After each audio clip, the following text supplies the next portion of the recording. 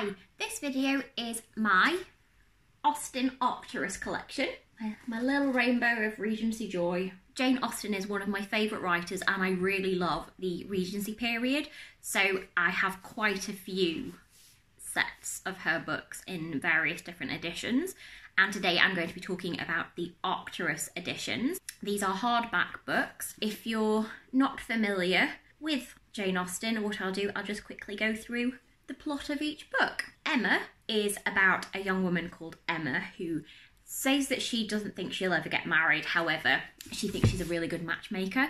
She persuades her friend Harriet to turn down the marriage proposal of a farmer who she clearly has feelings for, and says that she'll fix her up with someone better, with better prospects, and thinks that she should be married to a gentleman. And hilarity ensues. The plot of Emma may feel familiar to you if you've seen the film Clueless starring Alicia Silverstone. That movie was a modern retelling of Emma, and it's, again, one of my favourite films from the 90s. Next to Pride and Prejudice, Northanger Abbey is my favourite Jane Austen novel. It's just hilarious. I read a lot of Regency period fiction, and this is just taking the mickey out of all of them and the novels that were written around that time, and it's just so funny. I do love these editions.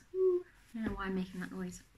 Northanger Abbey is about Catherine Morland. She's 17 years old and believes herself to be in training to be a heroine. She's obsessed with romance novels and gothic fiction, especially The Mysteries of Udolpho, which was a really popular book around that time. And she just wants to be living her life in a novel. She's just very, very dramatic.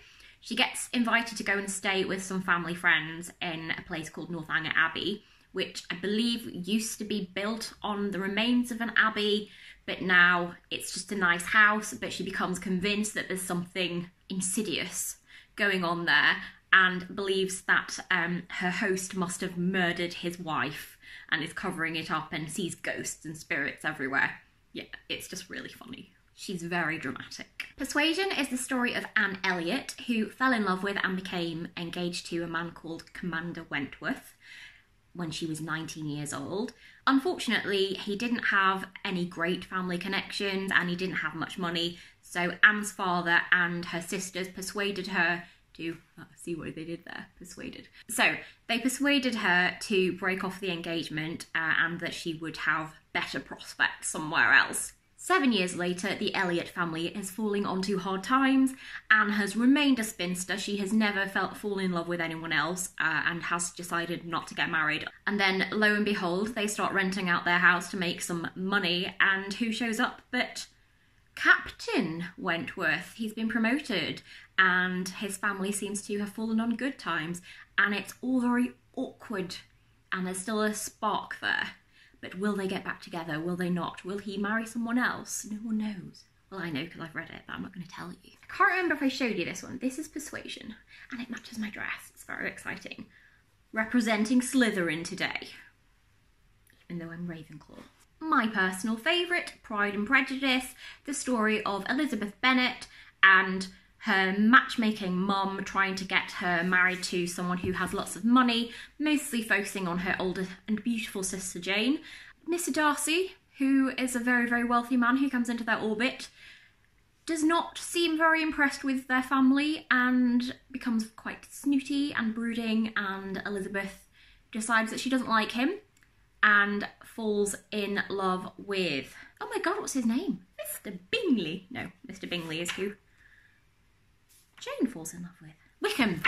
So Elizabeth takes Mr. Darcy into great dislike. He refuses to dance with her when there are hardly any women around and says that it would be beneath him to dance with anyone who's not from his own party at a ball thrown locally. His friend, Mr. Bingley, who is rich but not as rich as Mr. Darcy and is the one who's renting the house in the area, is very affable. He seems very struck with Jane, who is the family beauty, but Mr. Darcy's having none of it, so Elizabeth decides that she doesn't like him, so he can sod off. And then she meets Mr. Wickham, who is a soldier who is stationed near the village where they live, and it turns out that he has a connection to Mr. Darcy. They used to be friends, they were very, very close, but Mr. Darcy wronged him. So from there, Elizabeth decides that she hates Mr. Darcy, and when it seems that Mr. Darcy prevents her sister from marrying Mr. Bingley because of their low connections, that's war. It's absolute war between them, and it's brilliant. I love the mother. Oh, Mr. Bennet! She's hilarious. Very, very, very whiny. I loved the BBC One adaptation of it with Colin Firth and Jennifer Earle. Oh my god, brilliant, brilliant. The mother is hilarious. Lydia is amazing. I obviously, I'm talking about the book. I love the book, but if you're going to watch an adaptation of Pride and Prejudice, watch the 90s BBC one. Don't watch the one with Keira Knightley, because ugh. Okay, so Sense and Sensibility, not one of my favourites. I'm sorry. It's okay, but I tend to reread Pride and Prejudice, Northanger Abbey, and Emma more than the next book that I'm going to talk about, which I always forget exists and never buy it, and then have to go and pick it up after I've bought all the others. I don't know why. I don't know why. It's because it's not my favourite. But anyway, rambling. So this is the story of Marian. See, this is, some people say Marianne, some people say I would say Marian, but the way that they pronounce it in all the TV adaptations is Marianne. So we'll go with Marianne. Eleanor and Marianne Dashwood. They are from quite a wealthy-ish family. Marianne and Eleanor's father dies, passes the estate on to his son, says, "Son, make sure you look after your sisters and your mother." He says he will, moves his wife in, his wife comes from money, and she's all, no, we're not wasting our money on them. Get rid of them, they can sort off. They can sort themselves out. So they go and live in a humble little cottage, and while they're there, Marian's out walking, and she sprains her ankle, and the dashing Mr. Willoughby comes over and rescues her. She falls headlong in love with him. She is very, very whimsical and romantic. Eleanor is more staid and sensible. So Marianne falls in love with Willoughby. They have this mad, passionate affair, and then Willoughby goes off to London, starts ignoring Marianne, and then it turns out that he's engaged to someone else and he's getting married to her, and I think she's got better prospects.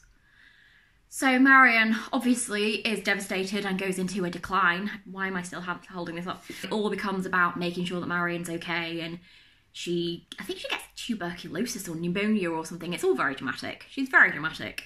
And in the meantime, Eleanor has got her own little drama going on, but because she's the sense, not the sensibility, she puts it all on the back burner and makes sure her family's okay and doesn't really tell anyone about her dramas. Last and least, in my opinion, is Mansfield Park.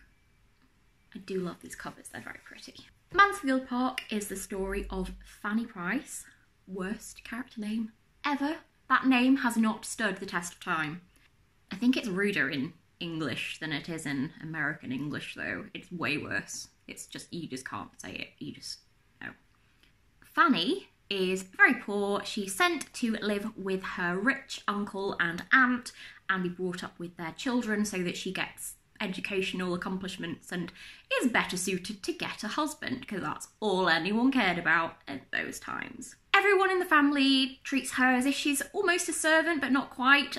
She's expected to be extremely grateful for any small kindness bestowed upon her, and she just doesn't really like her life, apart from her cousin Edmund, who she really, really loves. And I mean, she loves him. Again, this was the 1800s. It was quite common to marry relatives up until 1900s, I believe, was when it started to become more frowned upon. Most of the royal family are actually first and second cousins. Yeah. So, anyway, Fanny Price. She moves in with her uncle and aunt. They bring her up to be part of the family, but not really. And she falls in love with her cousin Edmund. He's the only person that's nice to her. But then Mary Crawford and her brother Henry, who are very worldly and obnoxious, I'm not going to lie, they're quite obnoxious. They move into the area, and Mary clearly has her sights set on Edmund, and it just destroys Fanny's world. Okay, so these are my Austen Arcturus editions. Thank you for watching. Bye!